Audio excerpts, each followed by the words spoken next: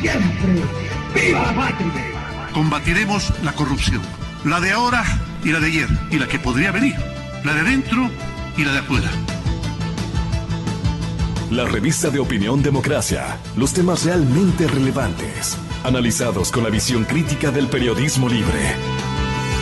Da inicio la revista de opinión Democracia, el programa en el que usted cree. Comenzamos. Gonzalo Rosero, credibilidad incuestionable.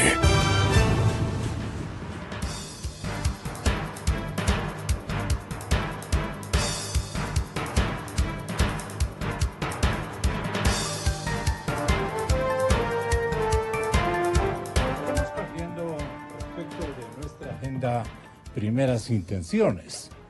El sentido común no nos obliga, más bien nos genera una especie de deber, hasta de connotación cívica, referirnos a una serie de hechos y acontecimientos, aparte naturalmente de actitudes y acciones que se han cumplido en las últimas horas en el Estado ecuatoriano, en la sociedad ecuatoriana. Imagínense ustedes que lo primero que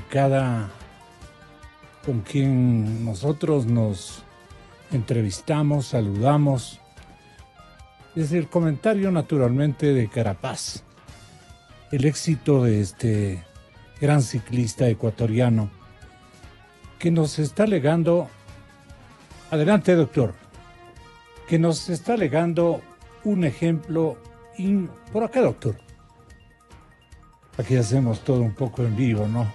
¿Cómo está? ¿Cómo ha pasado Economista Encalada?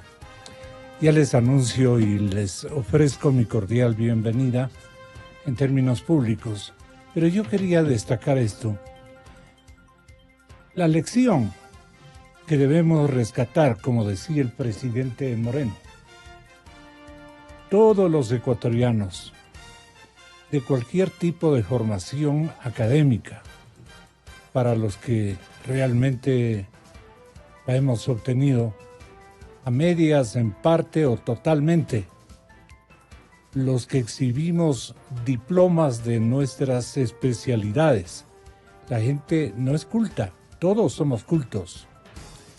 La gente estudiosa o la gente que ha pasado por una academia y que naturalmente goza del beneficio reivindicativo que le formula o le hace la sociedad. Pero también hay otros ciudadanos, o habemos otros ciudadanos, que nos hemos destacado en nuestra actividad práctica, que nos seguimos destacando, y a ellos va mi pedido, y a los otros, a los del tercer abanico, digamos del tercer bando de este abanico, que son justamente las personas que no tienen que mostrar respecto de su formación eminentemente académica, dónde ha estudiado, qué profesión seleccionó, etcétera, etcétera. ¿Para qué esto? Para que emulemos lo hecho por Carapaz.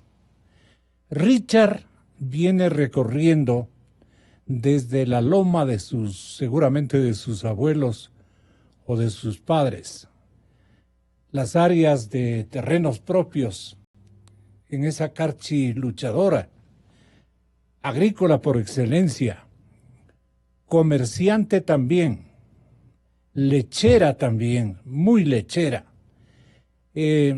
Carchi es una comarca fantástica que está vecina al departamento de Nariño y que tienen una conexión en hábitos, en virtudes y en defectos simultánea.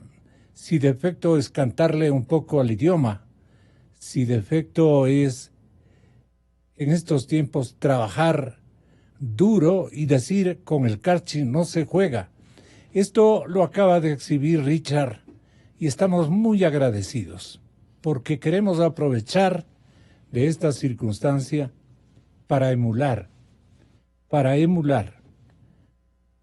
Podremos por lo menos aconsejar a nuestros hijos pequeños, a nuestros nietecitos, de que este ejemplo que ha sembrado el ciclista carchense debe ser una máxima y una obligación de emulación de parte de todos los que integramos la sociedad ecuatoriana. Que como dicen los carchenses, con el Carchi no se juega, deberíamos decir con el Ecuador no se juega, porque somos todos laboriosos, trabajadores, indomables ante los obstáculos, muy competitivos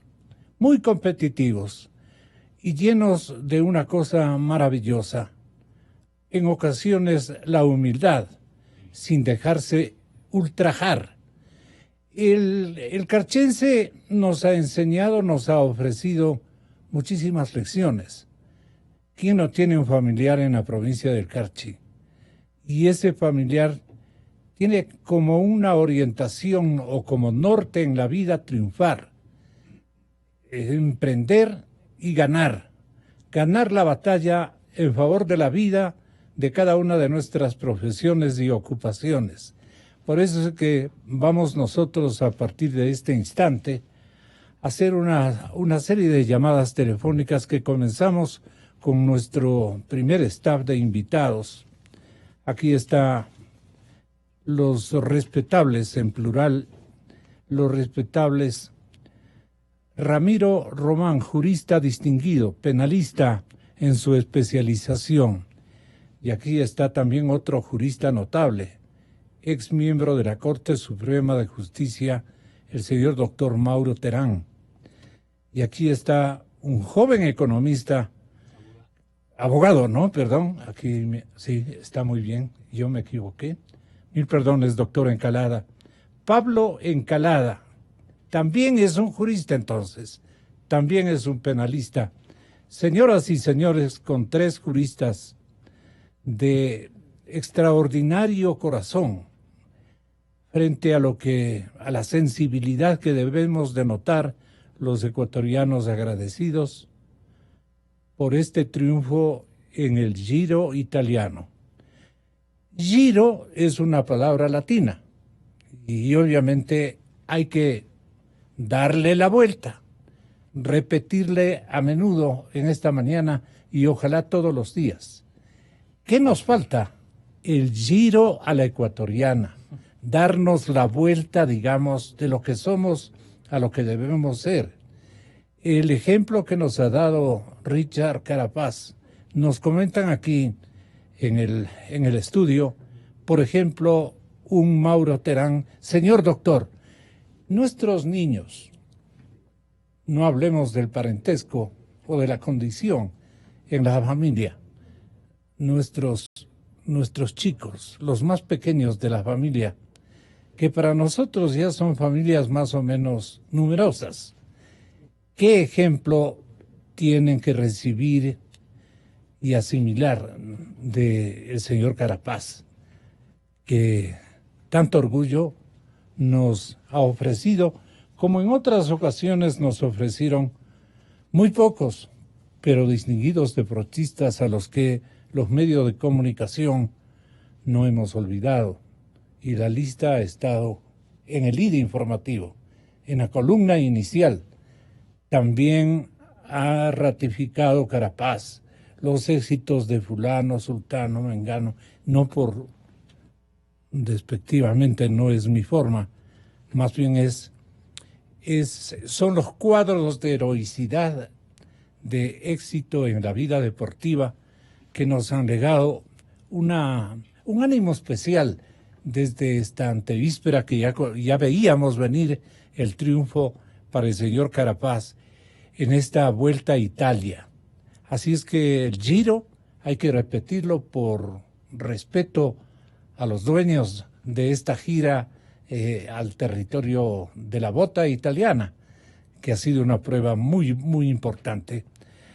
Doctor Mauro Terán, ¿Qué les dice usted a los chicos que nos están escuchando, que están aprestándose a concurrir a sus respectivas escuelas y colegios? ¿Qué les dice a los jóvenes? ¿Qué nos decimos nosotros mismos?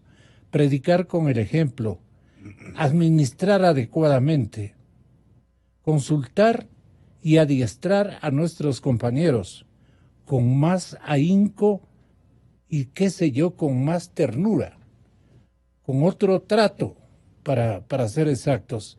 Todo podemos hacer para mejorar esta posición que nos deja establecido una vez más un deportista, esta vez desde una bicicleta.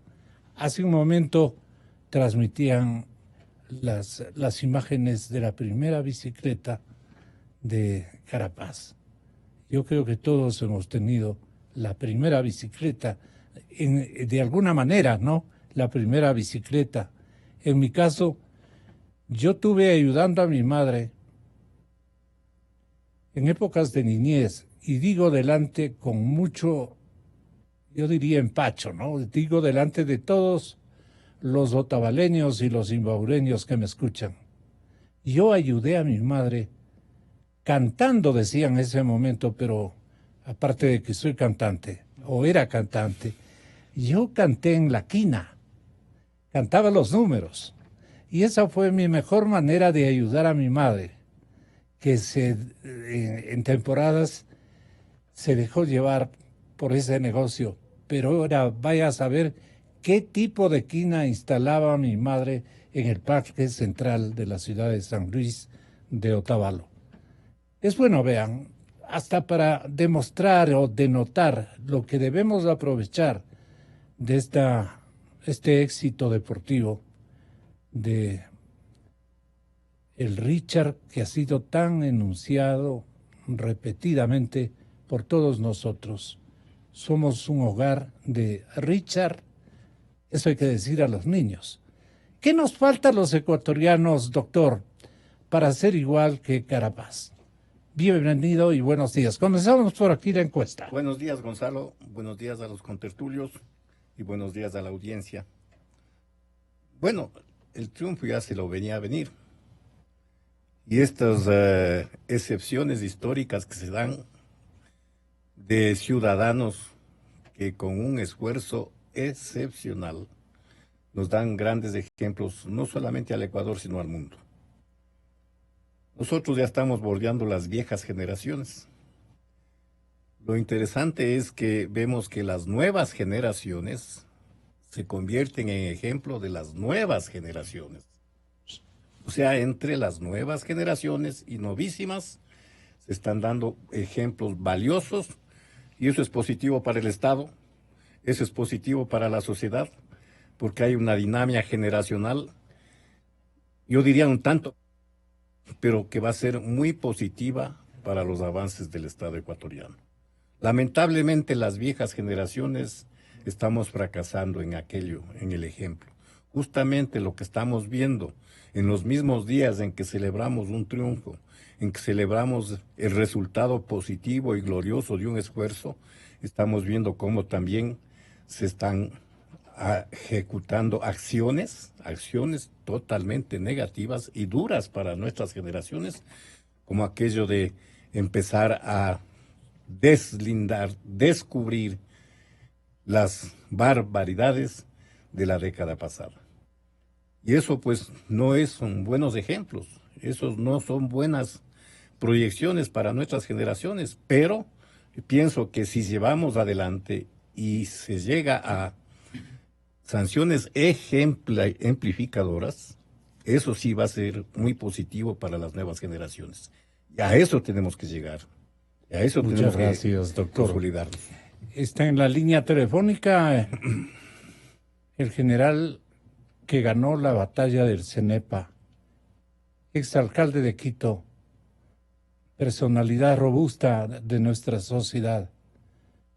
Paco Moncayo Gallegos, ¿qué debemos rescatar y emular del señor Carapaz, del compatriota y el ciudadano Carapaz desde una bicicleta? Nos ha hecho muy felices con este éxito deportivo, mi general, así como usted nos dio un regocijo disimulado por mí, por nosotros, en el éxito bélico con el conflicto que tuvimos. Estuvimos hace cuántos años en la cresta del CENEPA, precisamente. ¿Son cuántos años? Este momento, 24 años que estábamos celebrando y nadie le dijimos al general Moncayo. Me confieso. Gracias, general. Así como estamos diciéndole al señor Carapaz. Tendrán diferentes ópticas, opciones o puntos de vista, pero para mí, él es un claro héroe también que supo darle el mensaje de respuesta adecuado en beneficio naturalmente del país, de la libertad y de la independencia ecuatoriana.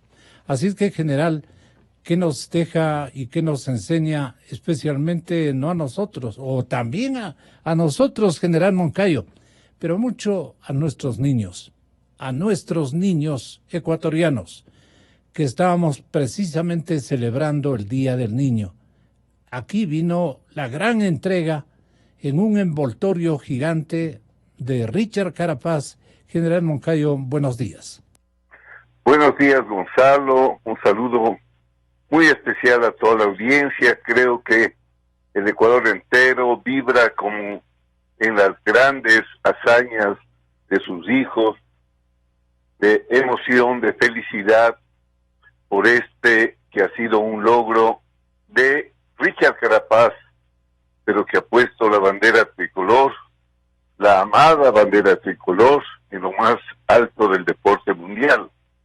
Hay varias reflexiones que debemos hacernos porque evidentemente mientras suceden cosas terribles en la política, no solo ecuatoriana, sino mundial, mientras la violencia se toma a los países, la droga domina las economías, vemos cómo el deporte en este mundo globalizado lleva todavía una bandera de esperanza para la humanidad entera. Y por supuesto que la globalización, el hecho de que podamos estar observando paso a paso, gracias a las tecnologías del siglo XXI, a nuestro compatriota triunfar, crea una gran cantidad de oportunidades para los jóvenes deportistas que hoy pueden lucirse en el mundo, lo que antes eran lucimientos parroquiales, nacionales o quizás de la región. Así es que es un nuevo mundo y el deporte, que es salud, el deporte que eleva el espíritu de las personas, que ayuda también a la salud de todos los que lo practican, está dando al mundo un mensaje. Mientras oímos de muertes, de guerras, de destrucción, vemos cómo el deporte en varias áreas une al mundo.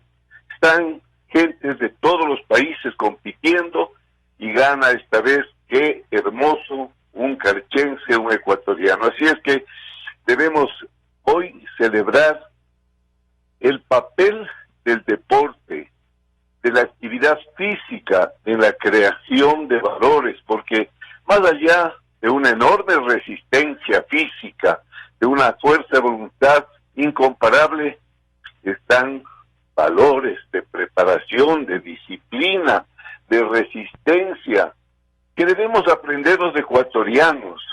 A nosotros, a los ecuatorianos, nos está faltando un poco de eso, de constancia, de tenacidad, de disciplina, de esfuerzo en todo lo que hacemos, porque lo que hace cada ecuatoriano sumado, hace el país, hace la ciudad. Así es que este mensaje que nos deja Carapaz tiene que ser asumido por todos nosotros también como una reflexión para ver qué podemos hacer para imitar esos valores que han permitido que nuestra bandera ondee en lo más alto en el mundo.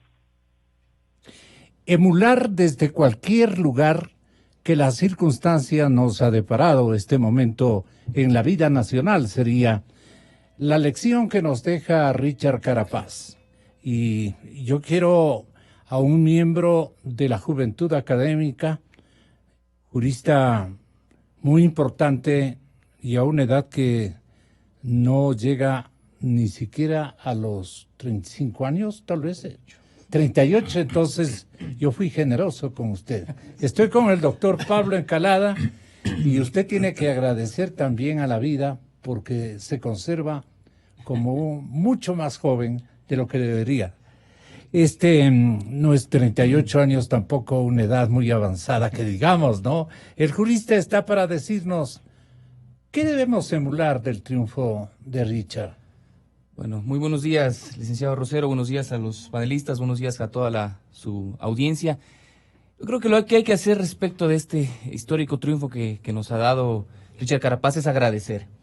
Es agradecer porque creo que el país no hemos hecho nada por él o muy poco por él y creo que en el día a día tampoco se lo hace cuando se irrespeta permanentemente a los ciclistas. Y el hecho de que él porte la bandera ecuatoriana, se presente como ecuatoriano más allá de sus auspicios, más allá de donde se formó, etcétera, etcétera. Creo que hay que agradecerle nosotros los ecuatorianos por este triunfo que él nos regala a nosotros, para lo cual nosotros no hemos hecho nada. Y creo que también algo que si bien todos estamos en este momento regocijados porque ayer hasta las lágrimas nos llevó esta victoria, también es la oportunidad para ver que podemos dar segundas oportunidades a la gente, incluso a nosotros mismos. Richard Carapaz tuvo un pasado un poco complicado en algún momento con un seleccionado ecuatoriano, no pienso repetirlo en este momento, pero seguramente ahí fue condenado por todo el Ecuador y hoy, ¿no es cierto?, todos nos hemos olvidado por este triunfo que nos regala. Entonces quizás también aprender a perdonar, aprender a dar segundas oportunidades y lo que sí reconocer que hay gente muy valiosa en nuestro país, como los han habido deportistas de élite, han habido pintores, han habido escritores, etcétera, y entonces eso es un ejemplo de que en el país se puede. Muchas gracias, economista. Usted también, economista, exalcalde Roque Sevilla, ¿qué nos ofrece el triunfo de Carapaz?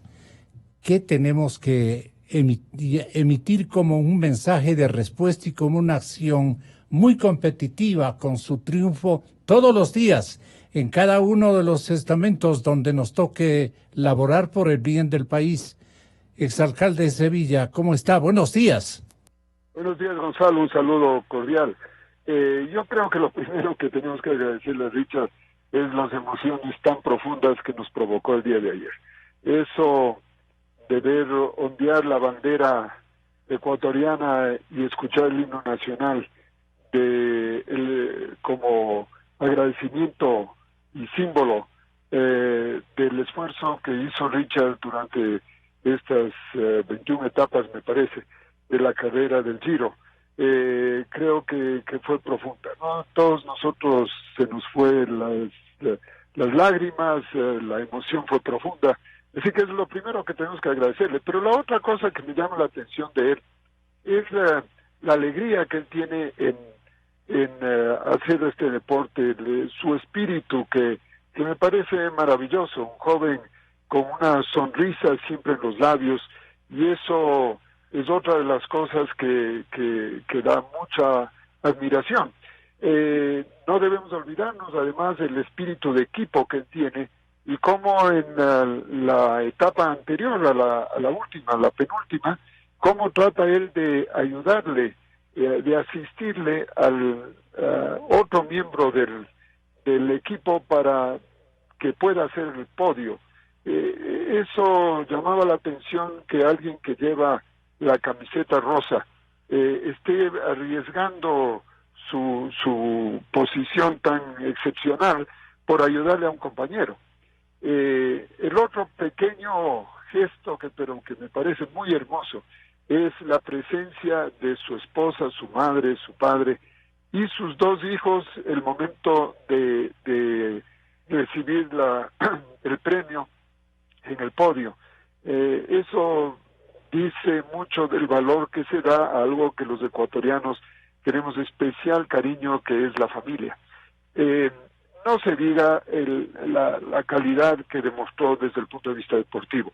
Entonces, para mí el triunfo de Carapaz va mucho más allá al hecho deportivo en sí mismo, sino a la calidad del hombre, a la calidad de la persona.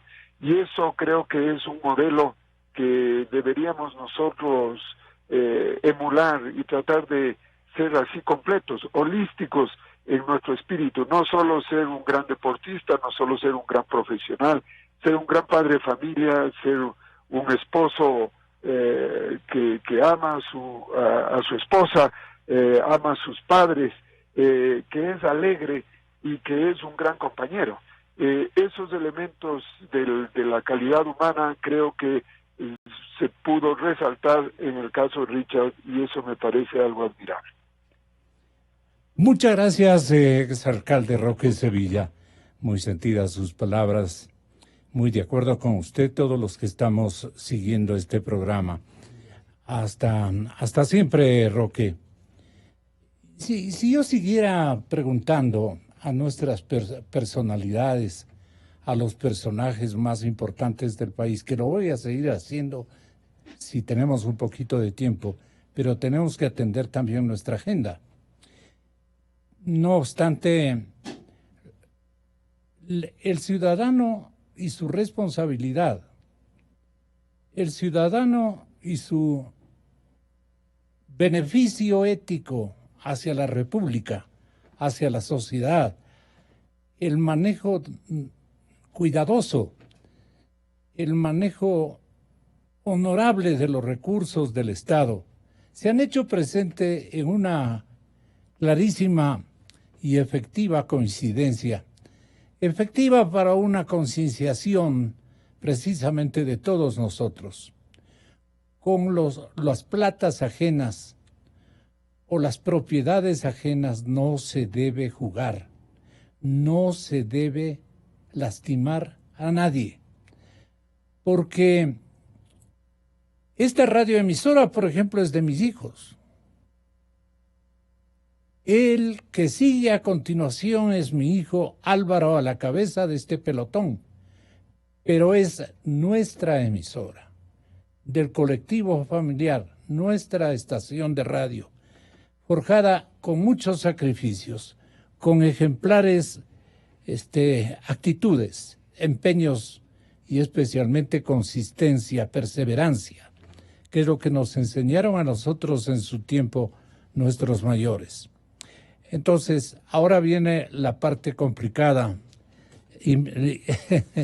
Invito precisamente al señor doctor Ramiro Román, conocido jurista, penalista en su especialización, para que tenga la bondad de tratar de unir esta versión y cuaderno, porque viene con acta propia, versión y cuaderno de una ex jueza o ex juez, en el caso argentino, aquí ex jueza. Se vincularon el pedigüeño, el chantajista, al lado del presidente de la República, disimulando todos los actos atentatorios a la moral pública. Miren ustedes, en esto no le hemos visto, chicos que me están escuchando, jovencitos ecuatorianos que me están oyendo, en cualquier parte del mundo. En esto Carapaz nunca participó en tomarse de los otros o del otro, ni siquiera en términos familiares, lo que corresponde a cada persona. Miren ustedes, este Carapaz nos deja este legado de honorabilidad. Comienza con una bicicleta sin cauchos. Comienza con una bicicleta con metal al piso.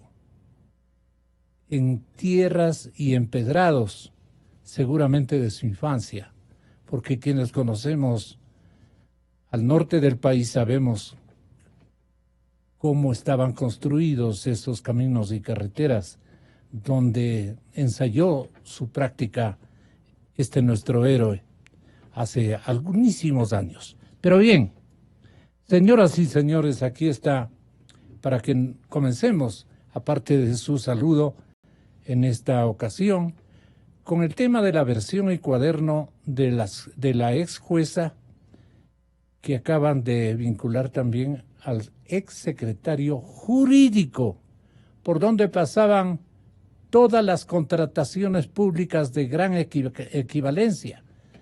A Correa no le interesaban los contratos de adquisiciones o de compra pequeñitos, eso les dejaba a los de la barra brava de Alianza País, o como se haya llamado en esos tiempos el partido. Ellos hacían otra cosa, elaboraban injustamente para el país, pero maravillosamente para ellos, contrataciones públicas de altísimo nivel, tanto cuantitativo como cualitativo. O sea, se tomaban la plata de carreteras, de puentes gigantes, de infraestructura petrolera, de infraestructura de energía eléctrica, negocios grandes, de petróleo, hasta de exportaciones, y arreglaban su vida, han arreglado su vida, y ese dinero todavía no ha sido recuperado. De eso también nos vamos a ocupar.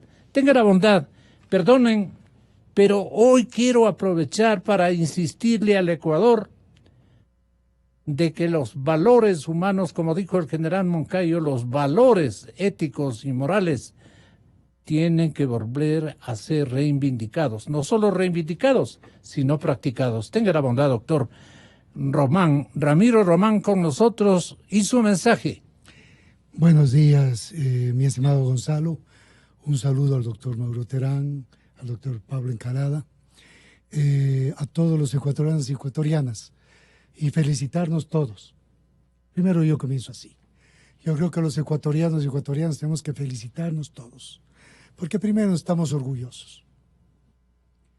Creemos siempre en que cuando tenemos alguna distinción académica, nos sentimos más importantes. Y de acuerdo, pocos somos que llegamos a la universidad en este país todavía. Pocos todavía tenemos que estamos en el deporte y estamos en un deporte élite. El dinero que se ha robado en este país sirve para dar educación, para dar salud, para dar buenas carreteras. Pero el ejemplo de Richard Carapaz, y agradezco realmente las palabras del economista Roque Sevilla, y yo iba a decir algo parecido. Mire, doña Marta, la mamá de Richard Carapaz, es una persona muy importante, siempre expresando el amor a su hijo.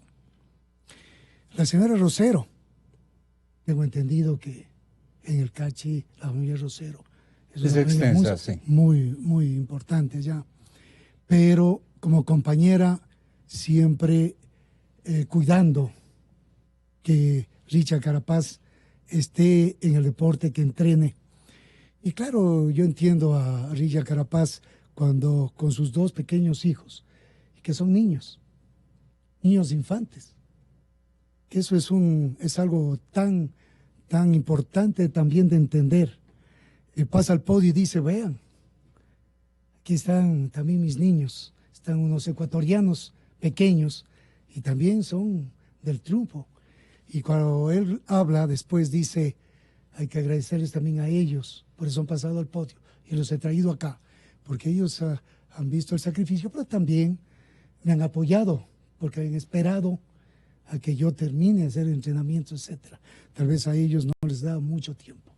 Yo a veces creo que los ecuatorianos tenemos una formación de familia, yo creo que de valores, y que los valores nos entregan nuestros padres, así de sencillo. Entonces, padre también de Richard Carapaz, cuando fue entrevistado dijo, bueno, el orgullo más grande es de que mi hijo esté así. Entonces, realmente yo creo que ese ejemplo hay que continuar, pero siempre, mire Gonzalo, nuestros campeones nacen de las personas más humildes, de las personas que a veces no tienen tantos recursos. Y ese es el ejemplo mayor que nos dan a cada uno de nosotros, porque a veces muchos ya tenemos más cosas y no avanzamos a entender que esas oportunidades que debemos tener, debemos aprovecharlas. Creo que los ecuatorianos y ecuatorianas somos trabajadores, estamos todos los días haciendo lo que tenemos que hacer, especialmente recuperándonos de todo lo que hemos quedado endeudados. Pero creo también que esa posición de felicitación y agradecimiento, a lo mejor a una de las mujeres, que es la primera mujer latinoamericana, porque esto es importante. Richa Carapaz fue el segundo latinoamericano en ganar el Giro de Italia. Pero tenemos también nosotros en el Everest una latinoamericana y es ecuatoriana, pues. Y ayer, también ganaba medalla de oro en salto alto un ecuatoriano en Montevideo, en Uruguay. Entonces, creo que estamos triunfando en muchos lugares y en varios deportes. Y a mí me parece que eso sí tenemos que rescatar, porque el deporte nos está demostrando que tenemos mucho más que dar. La selección sub-20, que a veces, y yo veo, leo, a veces me rasco la cabeza cuando veo criticar muchas situaciones. A veces queremos ser sufridores. Los ecuatorianos tenemos que sentirnos libres primero y ser alegres y ser fuertes para enfrentar las cosas. Pero esa fortaleza nos da el clima, la actividad que vamos realizando. Y si comenzamos como nuestra campeona Morejón, que también terminó en el mundo de medallista y ganó el mundial justamente en marcha. Entonces yo veo que con unos zapatos que realmente dejaban mucho que desear. Así es. Como decía Carlos Tenorio algún rato también, uno de los goleadores nuestros en un mundial, decía, claro, tenemos zapatos que estaban rotos, pero hemos hecho deporte. Entonces esos ejemplos yo creo que son muy importantes. Perdón que haya comenzado con esto, Gonzalo, pero y estoy pensando seriamente en inaugurar un programa deportivo en el que le vamos a tomar muy en cuenta a Ramiro. No, es una bromita que le gasto también. Soy un seguidor de los triunfos, creo que sí, fantástico. Eso nos da mucho ejemplo y es la actitud que debemos tener en que nuestra bandera es tan hermosa, tan importante para nosotros, pero que tenemos que saberla llevar con todo orgullo. Y saber, entender que los ecuatorianos no tenemos que ser conocidos en el mundo, porque se roban, se llevan a paraísos fiscales dineros, sino en estas cosas tan o más importantes y muy llevadas al máximo de expresión que es el deporte. Yo creo que el deporte calma todo. Y realmente eso es lo que nos ha enseñado Richa Carapaz y su familia. Yo no digo que solamente es de Richard. Si Richard está ahí es por sus padres, por su compañera, por sus niños y por sus amigos. Salió hasta el amigo dándole un abrazo y diciendo, oye, te felicito, sigue adelante. Entonces, yo creo que eso es lo más hermoso. Pero se me pregunta ya... La parte del doctor Pablo Encalada para que vayamos ya al tema que nos ocupa esta mañana. Doctor Encalada, ¿usted asocia este triunfo y la forma como ha reivindicado y nos ha preparado el estado de ánimo triunfal, no triunfalista, victorioso, no simplista? El señor Carapaz, nuestro compatriota, para asimilar como una lección y no solamente como un éxito circunstancial de él, sino que nos quiere transmitir, nos ha deseado transmitir y nos dijo en algunas declaraciones a los medios deportivos de nuestro país, decía que somos capaces, hablaba de la capacidad y hablaba de la entereza, y hablaba del sacrificio, y a veces a él se llenaban los ojos de lágrimas por las cosas que nos ha correspondido vivir a un montón de ecuatorianos que no queremos a veces recordar nuestra niñez y nuestra juventud. Todos, alguna deficiencia mantuvieron nuestros padres, u otros, todo tuvieron, y no pudieron ejercitar esas facilidades y, digamos, esas condiciones especiales que Dios nuestro Señor les legó a un montón de ecuatorianos que no obstante aquello fueron a parar en las manos de la corrupción. Mire usted cómo son las cosas, doctor Encalada. Le saludo como jurista y como también ciudadano joven, académico joven. Bienvenido. Muchas gracias, licenciado. Bueno, yo creo que ya aterrizando en el tema un poco que nos toca conversar ya de la parte fea, decíamos que este ejemplo que nos brinda Richard Carapaz nos demuestra que los ecuatorianos creo que somos buenas personas, somos gente trabajadora, pero yo tengo un convencimiento de que nuestra sociedad no avanza porque lamentablemente somos una sociedad que se ha quedado, qué sé yo, en el subdesarrollo, y es porque nuestras instituciones no han funcionado. Esto pasa en el deporte, pasa en la política y pasa en muchos lugares. Y entonces, de alguna forma, creo que viene bien que el sistema de justicia, ¿no es cierto?, vaya recuperando cierta independencia y que ahora la Fiscalía haya tenido un trabajo, me parece importante, claro, al haber procesado, en este caso, los casos relacionados con este conocido arroz verde y estas detenciones de uno de los hombres más poderosos que tuvo el Ecuador en la última década, ¿no es cierto? Nos referimos al señor Alexis Mera y a la señora exministra Duarte, ¿no es cierto? Entonces digo, esto es un trabajo importante que hace la Fiscalía porque a mí me parece que, a diferencia de otros casos en los cuales yo al menos desde lo académico puedo ser crítico, me parece que aquí ha sido muy detallista en hacer bien las cosas. Es decir, no ha habido una retención, como en el caso de Pamela Martínez, que es medio cuestionable, la forma como se la detuvo, se la trajo a otra ciudad, se la procesó, sino que acá se tramitó una detención con fines investigativos y la Fiscalía hace una imputación claramente por un delito. Es decir, en otros casos no hay claridad, suele pasar que no hay claridad porque se está acusando. En cambio acá hay un hecho, digamos, que parecería cierto, por el cual se dice ya que el señor Mera y la señora Duarte habrían estado exigiendo dinero a los contratistas para darles los contratos con el Estado.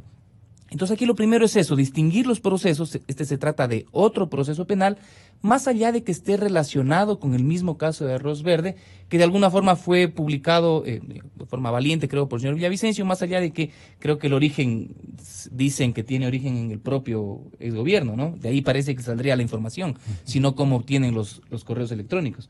Entonces esos reportajes que han sido publicados por el señor Villavicencio tienen mucho material para investigar. Entonces, lo que ha hecho la Fiscalía es observar esta información, creo que profundizar en aquello, y también lo que se dice ha habido una colaboración de la señora Pamela Martínez. ¿Usted cree que siendo otra la fiscal habría desoído una evidencia o no habría reaccionado como ha reaccionado Diana Salazar, la actual fiscal general? No sabría decirle, Gonzalo. Yo creo que Diana Salazar es una fiscal muy valiente. Sin embargo, tampoco hay que ser honestos en esto. Yo creo que lamentablemente todo nuestro sistema de justicia siempre ha estado de alguna forma al vaivén de las circunstancias políticas. Me parece que Diana Salazar ha tenido en este momento la entereza, ¿sí? Yo creo que con Galo Chiriboga, por ejemplo, esto no habría pasado. Pero este momento le tocó a ella y creo que ella está a la altura de las circunstancias hasta el momento cuando ha sabido cumplir la función que le corresponde. Y claro, con los insumos que han llegado a sus manos, caramba, que habría que ser, no sé, no había forma, creo, de hacer otra cosa. ¿Qué le faltaría a la fiscal Salazar concretar y complementar, digamos, al tenor de lo que pasó en Argentina? Hay que tener paciencia. Creo que ella está haciendo las cosas que tiene que hacer. No nos podemos apresurar porque a veces cuando nos apresuramos hacemos las cosas mal y luego los casos terminan en nulidades, en malos precedentes para el sistema de justicia. De eso se cuida y que también. Generalmente nosotros los abogados somos los que terminamos ahí pues la doctora Salazar se cuida también de aquello. A mí me parece que se ha cuidado. Me parece que se ha cuidado porque la forma, quizás estas son cuestiones ya muy técnicas, pero la forma como lleva adelante este caso puntual del señor Alexis Mera, me parece que es la forma correcta y diferente a las actuaciones precedentes en otros casos similares. Yo ya me libré, debe haber dicho al llegar a saludar a su mascota, el señor Mera, cuando regresó prácticamente sin ningún tipo de inculpación y cosa por el estilo, doctor Mauro Terán. Y yo ya me divorcié de todo esto, salí bien, pero no sabía que habían otros esfuerzos de investigación cumplidos por otras fiscales que hay que también reconocer y que le correspondió a Diana Salazar dar el paso que debió haber dado. la otra mismo. Pero nos ponemos a pensar así, pensando que Salazar está bien, está fornida para llevar este caso con gran pasión a nombre de la ciudadanía, no con aspiración de castigar por castigar, sino de reunir pruebas para determinar culpabilidades. No sé qué le parezca a usted, doctor Terán. Sí, Gonzalo, yo saludo justamente la actuación de la fiscal Diana Salazar. Está actuando con precisión, con objetividad y con certeza. Es decir, como un reloj suizo. Y vemos que justamente las decisiones que se han tomado van en un sentido muy positivo hacia lo que esperamos todos los ecuatorianos, reivindicación de la moral. Uh-huh. Sin embargo, lo que yo noto es que, viendo que ya ciertas personas parece que han jugado del país, porque, por ejemplo, a Vinicio Alvarado no se le encuentra, sí. Y se hace más viable una reforma que se propuso hace algún tiempo, de que la Fiscalía tenga la facultad, la potestad de disponer las prisiones preventivas en casos extremadamente necesarios. Y obviamente después de solicitar a los jueces que ratifiquen o rectifiquen su decisión. Esta reforma es fundamental. ¿Por qué? Porque en el lapso que se da desde cuando la Fiscalía solicita a los jueces una prisión preventiva o una prisión para investigación, en ese lapso se fuga información. Y al fugarse la información, inmediatamente llega a las partes afectadas y la justicia se queda en vano, porque los angelitos han volado. Entonces es fundamental esta reforma, yo la veo, y se planteó desde hace algún tiempo y sería bueno que la fiscal la ratifique en las circunstancias actuales para que la Fiscalía pueda actuar con mayor certeza y precisión. Es positivo lo que ha sucedido, porque pienso que el doctor Mera no pensó que iba a suceder esto. Y en cierto modo yo considero que el gobierno debe garantizar, y esto es algo que sí lo decimos con objetividad, debe garantizar independencia en este tipo de investigación.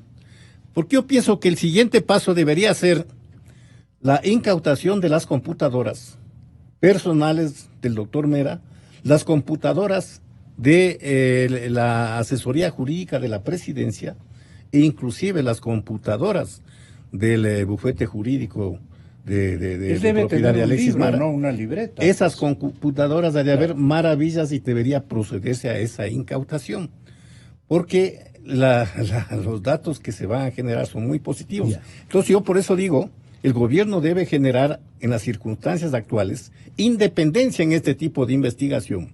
Yeah. Y en ese sentido debe prescindir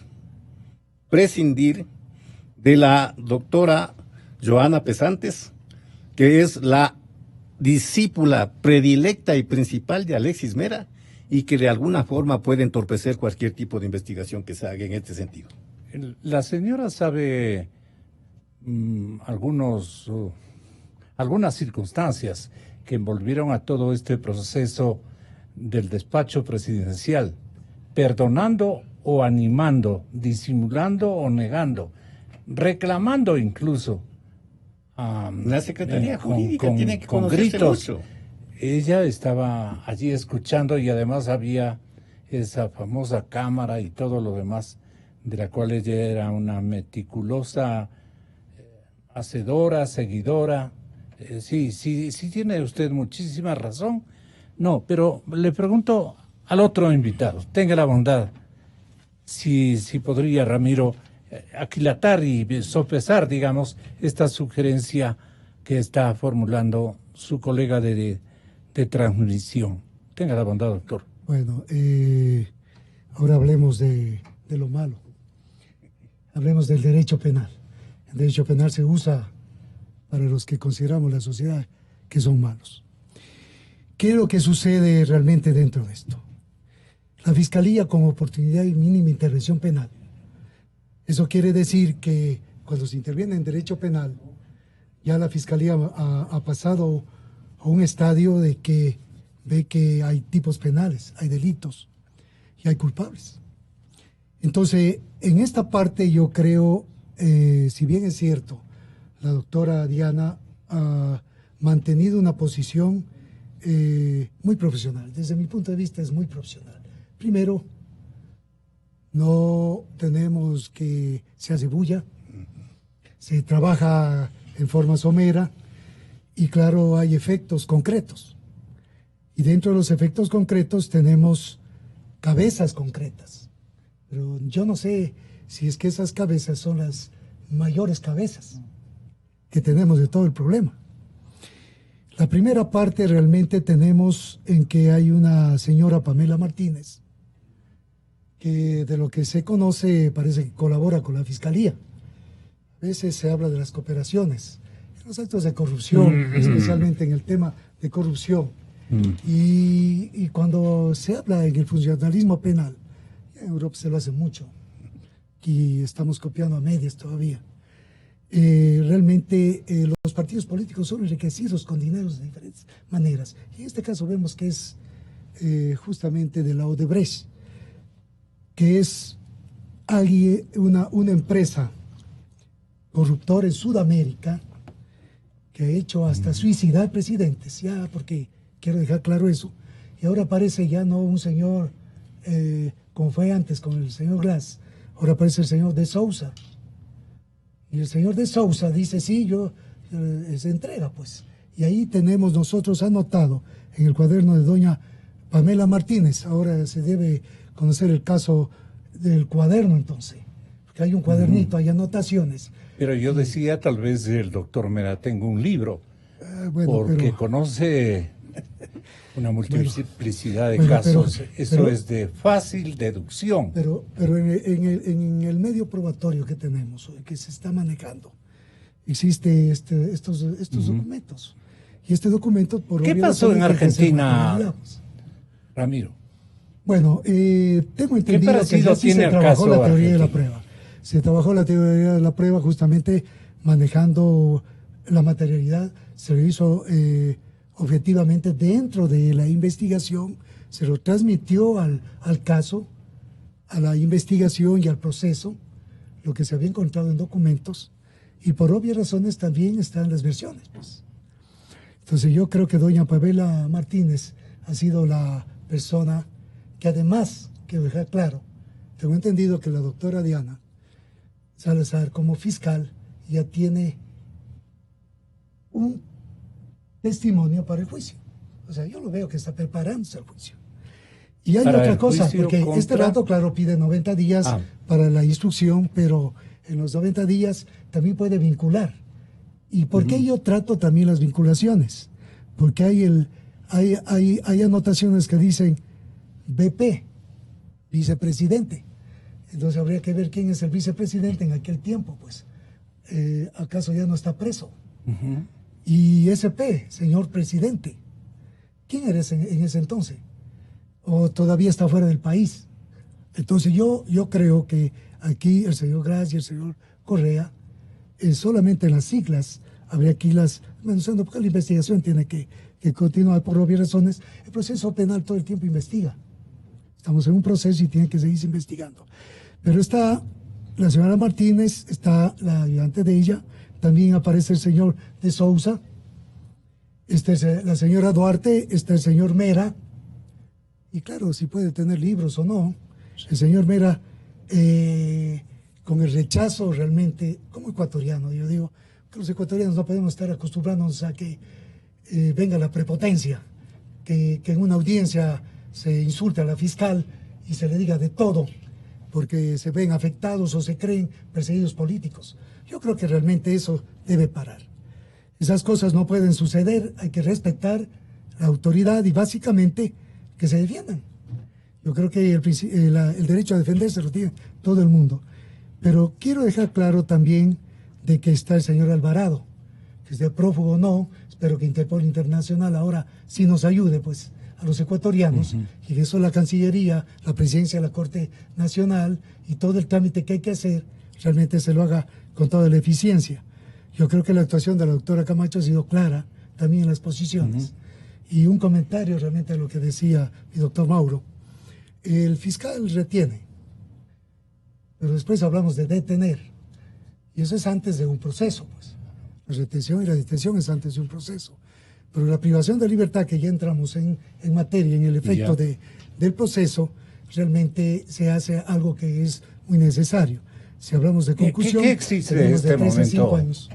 entre las dos órdenes que debía disponer Fiscalía? ¿Qué existe en este momento? La Fiscalía anterior y puntual. Si usted nos ayuda, doctor Encalada, ¿qué acción están cumpliendo este momento con los datos que ha ofrecido Dora Ordóñez?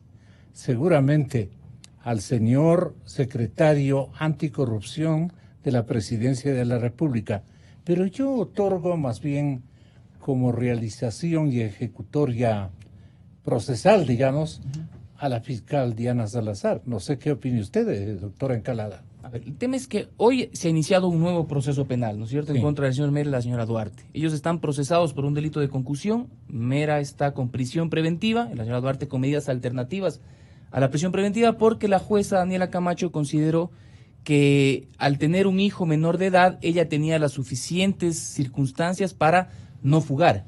Es decir, entonces, por esa razón es que se dictan estas medidas.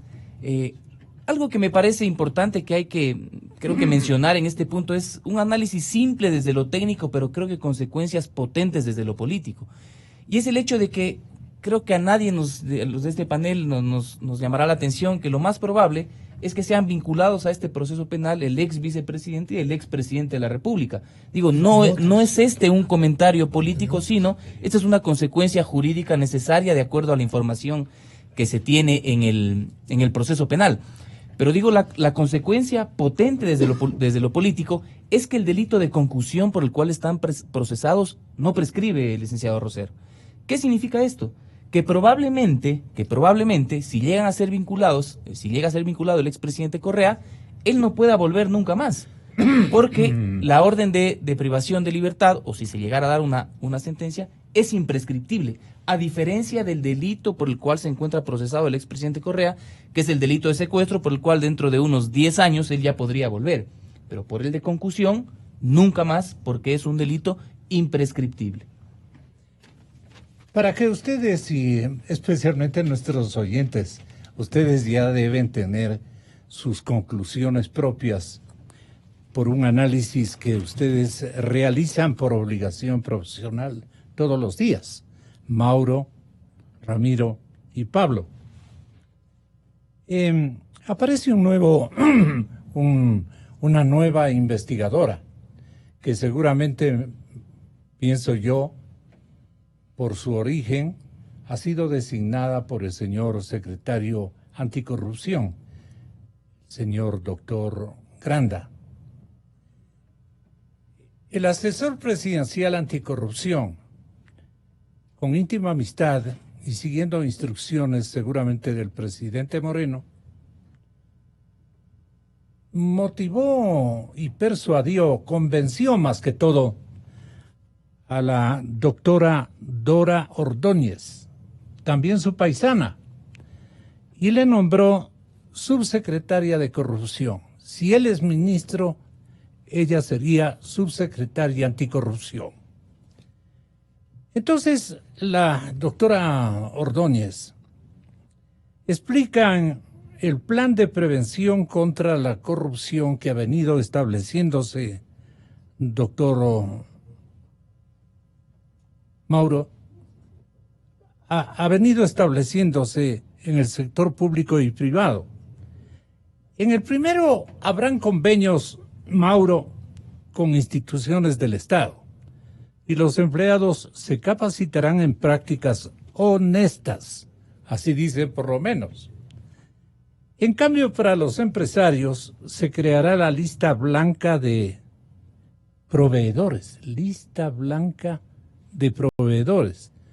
La señorita Ordóñez va a hacer una lista blanca. No se descuiden los famosos transaccionistas y comerciantes con el Estado que tan buena oportunidad tuvieron en una década de hacerse multimillonarios, muchísimos particulares que han participado de los engañosos concursos y licitaciones, en fin. Pero dice la señorita Dora Ordóñez, dice, esta es la plataforma financiera de Quito, indica con el dedo índice. Y allí se cambia de una oficina a otra. Tiene en sus manos la Subsecretaría General. También allí le han ubicado a Dora Ordóñez. Tiene su oficina. Dora Ordóñez, cuencana, cuenta con 2 profesiones. Es abogada e ingeniera civil. Ordóñez no ha dejado de asombrarse, ella dice así, por la magnitud de la corrupción en el gobierno de Rafael Correa. Ella conversó con el diario El Telégrafo, edición de esta víspera del contenido que estoy leyendo, sobre este tema de la corrupción, los tentáculos de la corrupción administrativa y la prevención de la llamada plaga del siglo XX. Dice, el Ejecutivo dejó 500 demandas de corrupción en la Fiscalía. ¿Qué encontraron?, le dice la investigadora periodística Carla Maldonado. Bueno, ella responde lo siguiente. En los últimos años se evidenció una corrupción con la lógica de una mafia. Ajá. Carlita nos va a atender en 5 minutos, o en 25. No, 5, fantástico. La autora de este trabajo. Voy a leer un poco más aceleradamente. Hemos investigado y estamos asustados con lo que hemos encontrado. Doctores, dice, es impresionante cómo todavía tienen enquistados a personajes en las instituciones. Esto sí vale que escuche Palacio Nacional, Palacio de Gobierno. No digo nombres, pero vale que lo escuchen. No es fácil, dice. La conformación de la Comisión de Expertos Internacionales de Lucha contra la Corrupción en Ecuador es un hito en la historia del país y nos permite ir hacia la prevención. Y todo esto, la prevención especialmente, es un diseño que me parece pertenece al señor presidente Moreno. En esto me parece que está en andarivel correcto. Hay una trama vinculada a los proyectos estratégicos y emblemáticos con testaferros que hacen transferencias de recursos del exterior, con contratos inexistentes, sobreprecios. Esto dice doña Dora.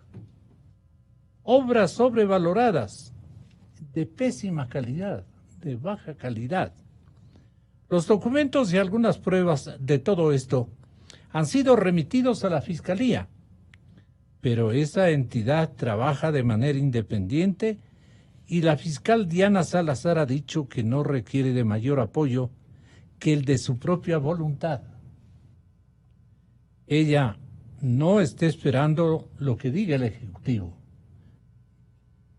Ella no está esperando lo que diga el Ejecutivo. Leo nuevamente. Incluso el presidente Lenín Moreno autorizó investigar sus cuentas y la de su esposa. Lo mismo ocurre con el Legislativo, la Corte de Justicia y la Contraloría. ¿Han logrado detectar cómo actuó el correísmo en este sistema mañoso que usted está señalando, doctora Ordóñez? Ella responde. Esto le pregunta Carla Maldonado, la periodista del Telégrafo, es editor especial, más que subdirectora, exactamente. Es una verdadera mafia que ha sido difícil desinstitucionalizar, dice. Sin embargo, no es imposible. Ya se hicieron grandes esfuerzos, pero todavía falta tarea. Hay que recobrar la confianza de la ciudadanía en lo público, porque eso es muy importante. Este gobierno hace una lucha frontal contra la corrupción y la gente sigue sin creernos. Ahí habla de Guatemala. No sé hasta qué punto Guatemala puede servir como un ejemplo, por lo menos disimulatorio. Le acusan analistas internacionales de que Guatemala fue muy disimulatoria. Pero en todo caso dice, ¿cómo puede aportar la Comisión de Expertos Internacionales de Lucha contra la Corrupción? Le responden a Carlita Maldonado y dice, son expertos que conocen el tema. Por ejemplo, Carlos Hernández, de Guatemala, tiene mucha experiencia en la institucionalización de prácticas honestas en tareas de prevención contra la corrupción.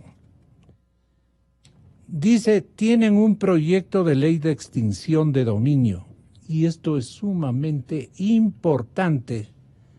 Pero aquí en esta asamblea aún no se trata. En la asamblea.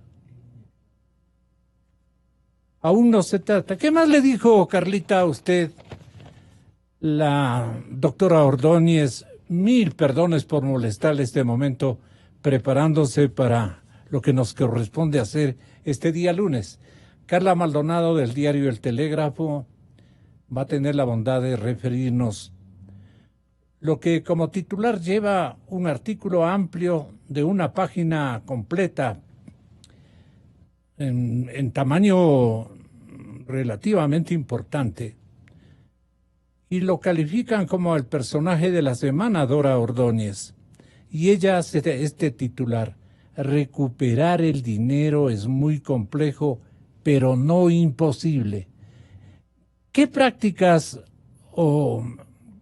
piensa practicar, valga la redundancia, qué prácticas o ejercicios de investigación piensa determinar esta comisión, Dora Ordóñez en especial, la subsecretaria anticorrupción, para encontrar el dinero que se encuentra? Creo que hay una referencia incluso a los lugares donde se encuentran la plata de los ecuatorianos en el exterior. Carlita, buenos días. Muchas gracias por su colaboración a la gente. Muchas gracias por invitarme. Buenos días a todos los contertulios de su prestigioso programa. Y sí, efectivamente, yo le hice la semana pasada esta entrevista a la doctora Dora Ordóñez, que es la subsecretaria anticorrupción.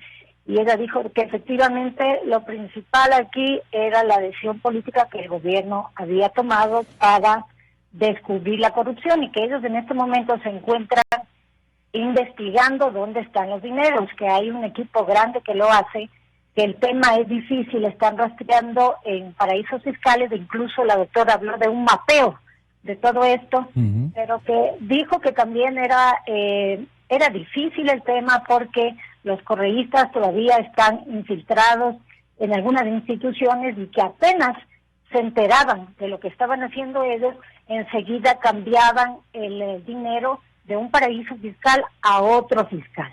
Y ella también mencionó sobre el tema de la Asamblea, que en la Asamblea se encuentra una ley de extinción del dominio, que sería muy importante para el país, para que apruebe, porque a través de esa ley no se necesitaría todo este tiempo para investigar, para buscar a los que cometieron actos de corrupción, sino que a través de un mecanismo administrativo, que en este momento no recuerdo su palabra exacta, la justicia podría actuar de manera mucho más fácil. La doctora también dijo que no se puede recuperar definitivamente el 100% del dinero que se robaron, sino que hay un porcentaje que podría ser entre el 45 y 60%, porque tienen que recordar que cuando buscan el dinero hay empresas especializadas que lo hacen, y que también hay que pagar a abogados, hay que pagar a otras personas a nivel internacional, y que eso reduce el monto del dinero que se puede recuperar.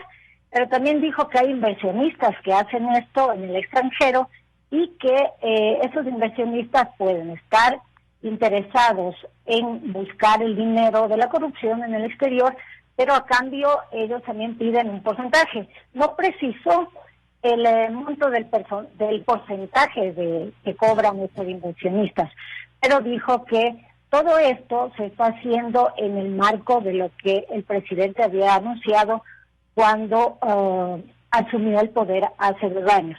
También habló sobre la Comisión Internacional de Expertos, entre los cuales está un guatemalteco. Como ustedes saben, en Guatemala había una comisión también representada por las Naciones Unidas, con integrantes, conformada y apoyada por las Naciones Unidas, que en 10 años logró hacer bastantes cosas. Por ejemplo, hubo 1,000 exfuncionarios que fueron detenidos, recuperaron una parte del dinero, recuperaron los bienes, hasta que este último gobierno, que ya está por cambiarse el próximo 5 de junio, paró el tema de la Comisión Internacional de Expertos de la Lucha con la Corrupción y les echó de Guatemala porque también le mencionaban a él. Entonces no le convenía que esta comisión siga trabajando en Guatemala. Carlita, ¿le explicó a usted, la doctora Ordóñez, la forma o la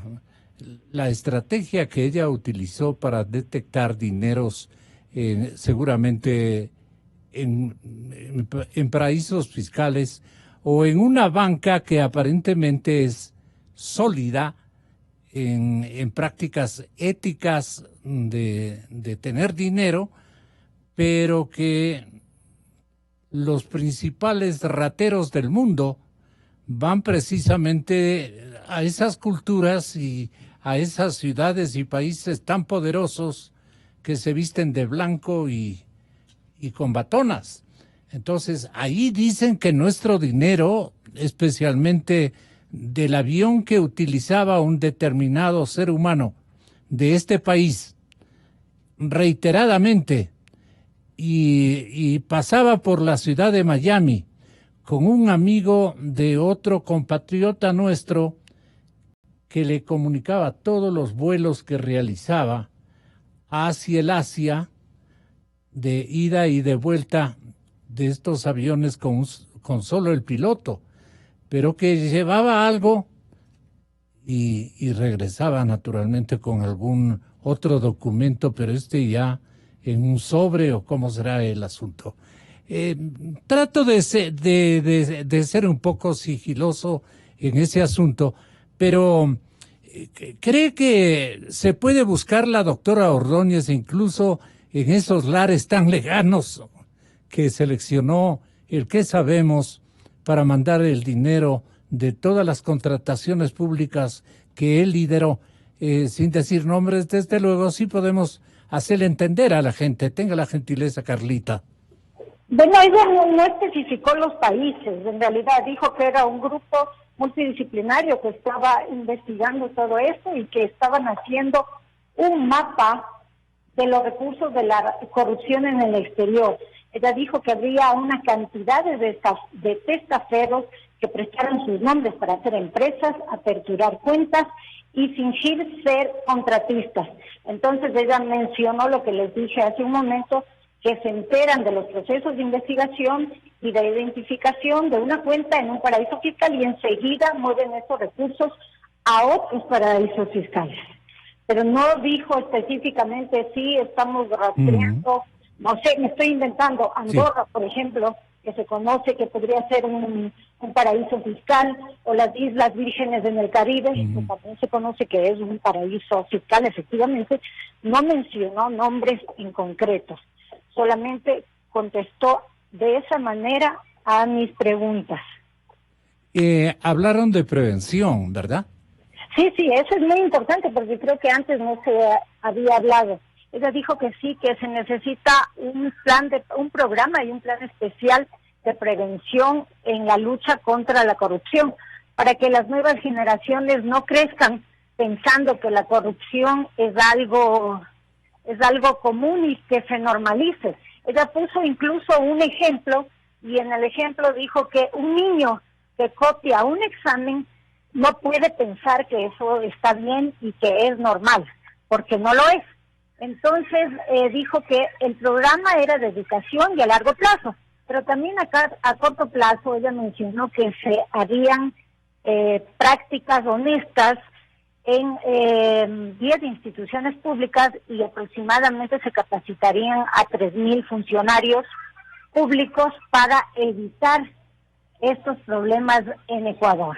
Otra cosa que me parece harto significativo e importante es la suscripción de un compromiso de toda la empresa privada ecuatoriana, las que trabajan en pisos altos o en socavones, los que se ubican en determinados departamentos a donde no llega la mirada social, por decirlo de alguna manera, un compromiso del sector privado que transparente sus acuerdos y contrataciones con el sector público.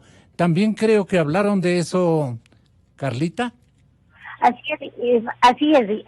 Ella dijo que hay un punto importantísimo, que las prácticas deshonestas no vienen solo del sector público, sino también del sector privado. Que eso ocurre con el caso Arroz Verde, que fue investigado por Cristian Zurita y Fernando Villavicencio. Pues los recursos de los contratistas son privados. Allí hay corruptos, dijo exactamente, acá que están acostumbrados a tener prebendas con los gobiernos a cambio de entregarles dinero. Entonces ella dijo que era necesario hacer un compromiso por la transparencia con las empresas privadas y mencionó que había trabajado con la Cámara de Comercio Internacional para elaborar una lista blanca de contratistas del Estado que cumplan con las condiciones tributarias y que habrá un cruce de información entre el SRI y el IES por prácticas honestas.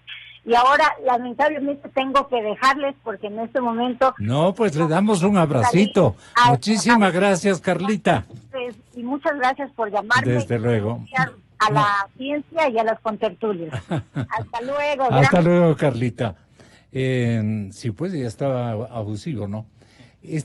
Tengan la bondad ustedes de decir lo que bien tengan, naturalmente, con las características que ustedes reúnen: fidelidad con los hechos, pruebas al canto y asideros legales nítidos, como ustedes son especialistas en aquello, y por eso me he permitido invitarles.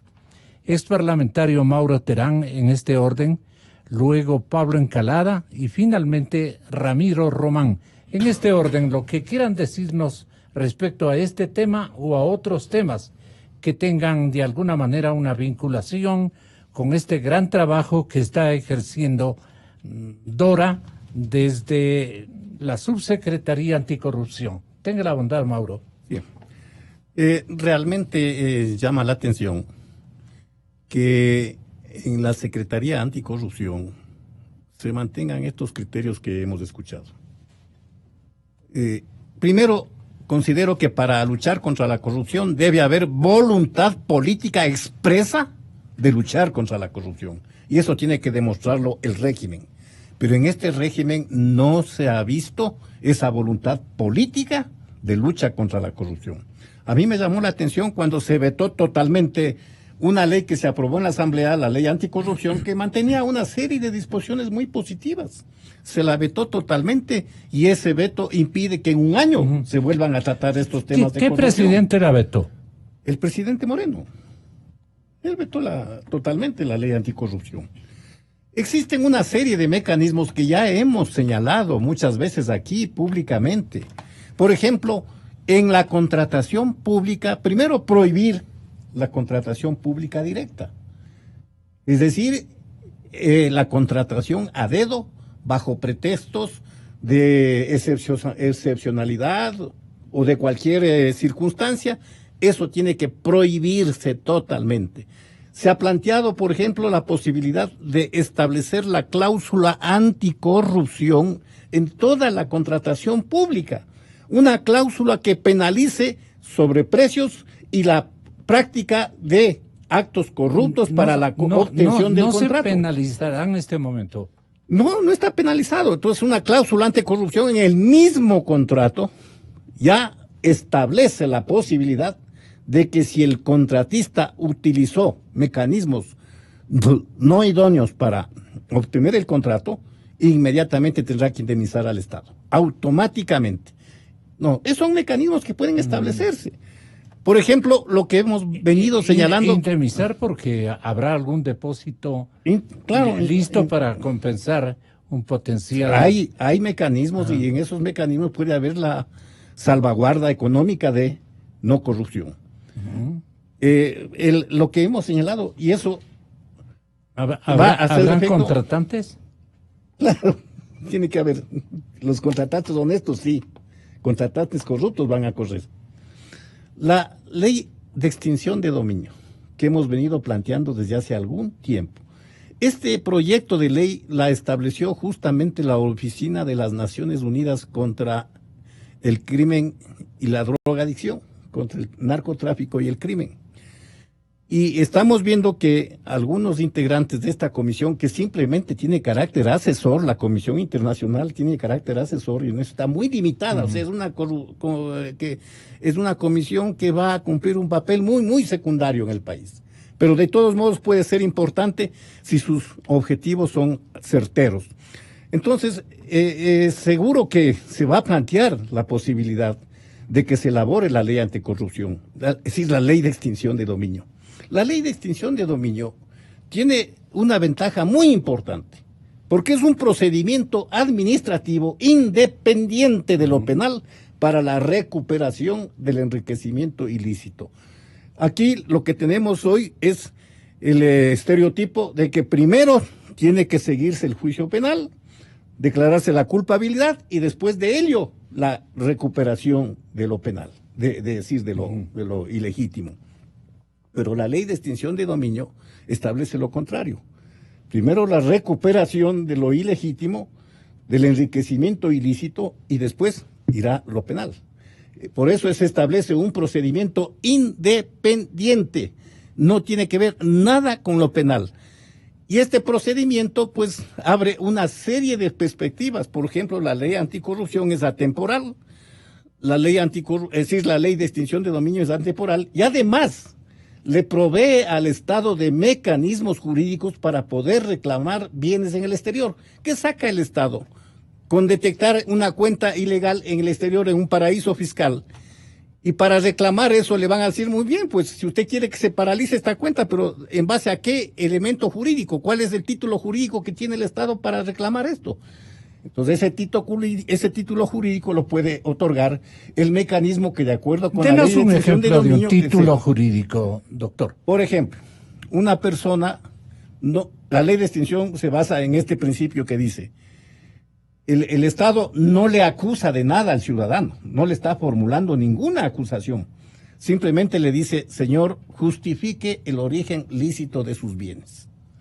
Usted tiene tales bienes, usted durante el desempeño de su función devengó tal cantidad de sueldos, sin embargo tiene una gran cantidad de bienes adquiridos en ese proceso. Simplemente justifique el origen de esos bienes. No le está acusando de que se ha robado, no le está acusando de ninguna comisión de delito, ni nada. Simplemente justifique el origen lícito de esos bienes. Si el señor no puede justificar el origen lícito de esos bienes, se emite una resolución, una declaración o una sentencia de extinción de dominio de esos bienes. Esa sentencia ya es un documento, es un instrumento que el Ecuador puede exhibir en cualquier parte y decir: señor, aquí hay una sentencia de extinción de dominio y estos bienes que no han sido justificados y que están en un paraíso fiscal, ahora pueden ser entregados al Estado ecuatoriano. Aquí está la base jurídica. Eso es lo importante de la ley de extinción de dominio. Por eso es que esta ley es preventiva y es represiva de la corrupción. Pero en la práctica veo que hay terror a esta ley. No hay voluntad política para poner adelante y llevar adelante esta ley. Y esta ley tiene que llegar a tener conciencia, sobre todo en los estratos populares, para que sea el pueblo el que imponga la vigencia de una ley de esta naturaleza, porque solo así el Estado podrá recuperar los productos de la corrupción. El temor o el pánico que tienen algunos que ya robaron, que tienen su dinero en el exterior, en paraísos fiscales, o con otras metodologías o procedimientos de llevar el dinero fuera del país. Ellos son los locos porque no les ubiquen esos dineros, y locos pueden hacerse aquí mismo antes de gastar los dineros que han robado. O de otra manera, pensando, doctor Encalada, ¿qué mecanismos debería establecerse para evitar precisamente entrar en esas acciones que a veces resultan engañosas para todos? Porque hay materias y hay articulados en otras leyes que permiten hacer eso y mucho más. Ellos prepararon, dejaron el dispositivo andando, caminando. No sé, porque también es cierto que muchas de las leyes que ellos crearon, que el correísmo creó, son las que se están aplicando en contra de ellos. Lo que pasa es que ahora son víctimas del sistema jurídico. Yo quisiera comentar respecto del hecho de esta subsecretaría que se ha creado. Yo creo que hay que poner las cosas en su lugar.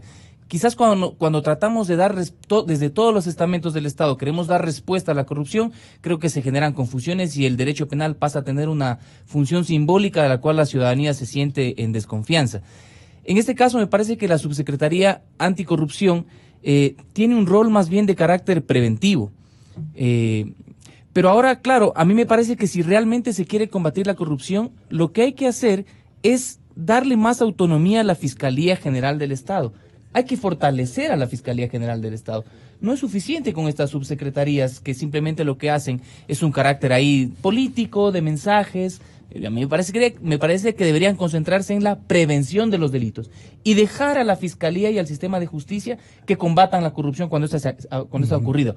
Ojo, licenciado Rosero, hace una semana apenas la Fiscal General del Estado reclamaba porque se estaba limitando aún más la autonomía de la Fiscalía cuando hubo una resolución del Consejo de la Judicatura que le decía a la Fiscalía que ni siquiera puede ya ordenar o pedir comisiones de servicios de sus funcionarios. Es decir, todo lo contrario a lo que la Fiscalía necesita. Aquí sí tienen que haber reformas legales, tienen que ser para darle autonomía e independencia a esa institución. Que la Fiscalía no dependa de los recursos, de la voluntad del Consejo de la Judicatura, sino que ésta se administre por sí mismo. Entonces, Fiscalía con más recursos va a tener más fiscales.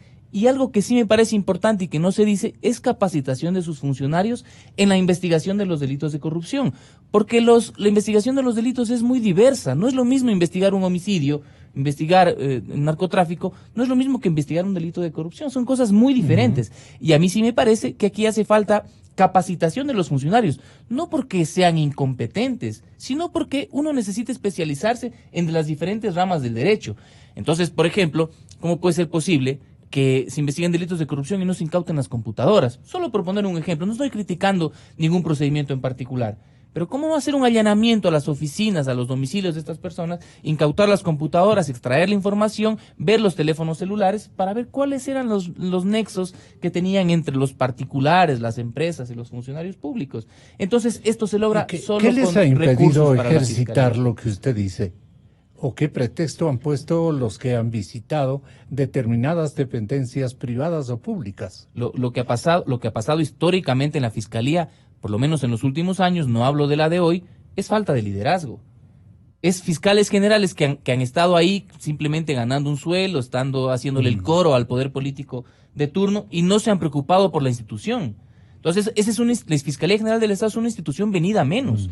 Tiene un rol enorme el actual fiscal general y además una oportunidad histórica no solo de investigar los delitos que todo el país esperamos, sino también la oportunidad histórica de rescatar a esa institución que cumple un rol súper importante, muy importante en la sociedad ecuatoriana. Y para que la fiscal actual cumpla ese rol, claro, hay un componente importante de liderazgo, ¿no es cierto? Que ella lo tiene el respaldo de la opinión ciudadana, pero sin recursos no va a hacer nada. ¿Por qué no tenían hay que presionar los para que le den más recursos? O las exfiscales? ¿Por qué no la tenían? Lamentablemente, primero por falta de capacidad, luego por falta de voluntad y tercero quizás por una falta también de posibilidad jurídica de poder realizar estas acciones, porque la Fiscalía General del Estado fue limitada en las reformas legales, particularmente con el Código Orgánico de la Función Judicial. Al haberla integrado al Poder Judicial, es decir, como que el Consejo de la Judicatura está sobre la Fiscalía General del Estado, obviamente que ésta se limita en sus funciones y entonces no tiene la libertad y la autonomía para realizar sus acciones. Doctor Ramiro Román, usted termina el programa. Gracias, Gonzalo. Bien, yo creo que es un asunto institucional. Trabajemos primero la semana anterior. El Consejo de la Judicatura dice que no va a hacer mayores cambios en la Fiscalía. La independencia para investigar, la independencia de recursos es lo que hace que la Fiscalía tenga fuerza. Si no damos a la fiscal toda la capacidad para que haga su trabajo y la pretendemos siempre limitar, en eso realmente está un mal que tiene que cambiar. Pero eso es reforma legal, pues, o reforma estatutaria, o como quieran hacerlo. Segundo, ¿dónde está la Asamblea Nacional? Yo invito al presidente de la Asamblea Nacional y a los legisladores o los asambleístas que hagan las leyes que tienen que hacer. Ahí está todo lo que es de reserva de dominio, ahí están todas las leyes anticorrupción que incluso fueron vetadas y estamos de acuerdo, el doctor Mauro, en el sentido de quitar hasta lo preventivo. Entonces vamos a ver nosotros que nos debe la Asamblea Nacional en esa parte. Yo creo que las autoridades de control tienen que seguir haciendo su trabajo, pero tenemos que hacer una reforma en el COI, pues. Aquí las personas jurídicas, incluidos los partidos políticos, están bien, gracias. Aquí estamos viendo que el señor de Sousa dice que entrega dinero, se va a Guayaquil o lo que sea, el traslado del dinero, en un ejemplo que tenemos en el caso, realmente trae consigo a los más altos niveles, hasta con siglas. Toda la vida antes se hablaba de vidrio, ahora estamos hablando de BP o SP. Así es. Entonces toda la vida claves. Y esos dineros, incluso que se van internacionalmente, quiero invitar a la Secretaría Anticorrupción. Quiero invitar a la señora subsecretario, ¿cómo se llame? Porque a veces creo que es dirección o algo así. Que aquí tenemos que todos estar en el tema. ¿Por qué? Porque siempre es que el señor presidente hace todo bien. Es la primera expresión que hace el secretario Anticorrupción. Entonces, si no tenemos independencia de investigación, no hacemos la legislación, después todo el tiempo nos vienen a decir, es que me están violando el debido proceso. Entonces, mire, no seamos... Doctor Ramiro, realmente... lo que pasa es que le hemos visto reiteradas ocasiones al señor secretario Anticorrupción de la Presidencia de la República que visita con frecuencia la Asamblea Nacional. Ingresa a la Asamblea Nacional, no sé qué actividades cumple en su interior. Yo creo que va por el camino de la persuasión o del reclamo, porque este momento, si él no tiene respuestas de la Asamblea, debe denunciarlas, pues. Ahí están todos los compañeros para que acojan esa denuncia. Y va también a la Contraloría. Mire, Gonzalo, puede visitar todas las instituciones. El efecto es de que no se ve un avance. Seamos claros, no se ve un avance. Entonces, cuando no hay avances, lo más fácil es decir, bueno, se cambian de paraísos fiscales y todo. Ya sabemos durante años, hay que agradecer a Fernando Villavicencio y Cristian Zurita, que hacen este tipo de investigaciones y nos han entregado algunas situaciones, no solamente ellos, tengo entendido que son varios periodistas. Con el permiso de Carapaz, pero son los Carapaz de las investigaciones. Vea, tenemos que entender que las noticias estaban allí y siguen allí, y se tiene que actuar. Lo importante es actuar. Es decir, los ecuatorianos damos un buen ejemplo a nuestros niños, y las ecuatorianas dan un buen ejemplo a sus niños justamente haciendo las cosas. Este momento, las instituciones, si quienes representan las instituciones, tienen que reformar leyes, tienen que hacer todo un efecto en los procesos. Y llamo la atención también a la Corte Nacional. Estamos con juicios de competencia y jurisdicción, pues. Estamos hablando a altos niveles en la Corte Nacional. Y estamos todavía viendo que hay evaluación de jueces que no se acaban de hacer. ¿Hasta cuándo vamos a terminar las evaluaciones? ¿Y hasta cuándo vamos a terminar teniendo justamente una posición más objetiva en esa parte? Pero solo para terminar, porque siempre el libre ejercicio nos pone a correr. Así es. Quiero, Gonzalo, dejar claro algo que es muy importante. Se sabe, se conoce que están en todo el mundo. Europa, Asia, están todo el Caribe. En paraísos fiscales comenzaron por Panamá. Se sabía del tiempo de los veedores de Pablo Chambre y compañía, que tuve el honor de defenderlos, y que todavía está perseguido Pablo Chamber, porque tiene que estar cuidándose de que está prófugo porque le terminaron sentenciando y no le tramitan la revisión que se tiene presentada. Pues. Entonces, ¿qué pasó ahí? Ahí estamos los ¿Cuál es el juez de Pablo o el acusador? Mire, lo que pasa es de que se tiene que establecer algo que es muy importante. Le dijeron que eran mentirosos. Si usted ve la foja 2086, dentro de los mismos informes de los veedores, ya no tienen que decir. Usted puede darse cuenta que se hablaba de los Panama Papers en esa ocasión, sí, y Panamá. Sí. ¿Cuántos años ha pasado de allí? Y seguimos en los procesos diciendo, es que tenemos que ir haciendo las cosas con detenimiento. Hagan con detenimiento, pero hagan con decisión. Yo estoy de acuerdo en la posición de decisión política. El presidente no interfiere en la justicia. Por supuesto, no puede hacerlo. Pero yo sí creo que debe dar una posición clara, hasta internacional, hasta el Interpol, para que surte efecto todo lo que hacemos en el Ecuador. Pues. Porque caso contrario, seguiremos hablando de lo mismo y no recuperando dinero que lo necesitamos. Justamente comenzando por tener mejores deportistas, pues. Entonces, hay cosas que Gonzalo sí realmente revelan y realmente uno como ecuatoriano sí se molesta, porque aparte de tener alegría por los deportistas nuestros, realmente tenemos algo que debemos mantener, una rebeldía. O están esperando que la población se exprese en las calles y les diga, oiga, ¿qué pasa y qué van a hacer en la corrupción? ¿Hasta cuándo estos señores siguen pasando campantes? Siguen estando en las instituciones campantes y siguen manteniendo una posición de callar, de omitir, porque con eso también se cometen delitos. Entonces, no quiero dar nombres y apellidos, los casos están allí, la señora fiscal, los jueces, las instituciones, la superintendencia de bancos, de compañías, todo lo que tiene que ver con la Contraloría General del Estado, todo lo que tiene que ver con la institucionalidad del país y la Asamblea, que la primera para legislar, tienen que hacer lo que deben hacer. Las personas jurídicas en el Ecuador están protegidas para hacer lo que quieran. Tenemos 2 artículos, el 49 y 50 en el COIP. ¿Qué esperan para hacer lo demás, pues? Yo siempre llamo la atención porque hay comisiones en civil y penal y resulta que no vemos cambios.